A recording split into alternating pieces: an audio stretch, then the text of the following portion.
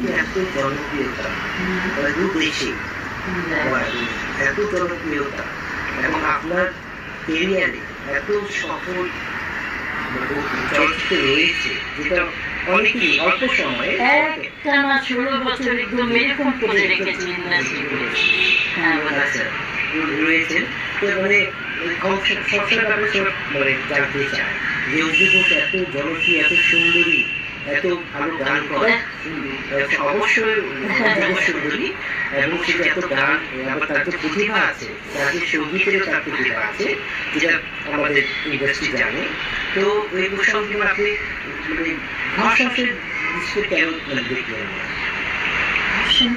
জিনিস আমি কেন দেখলাম এরকম যে আমাকে ফ্যামিলিতে একটু টাইম গান দিতে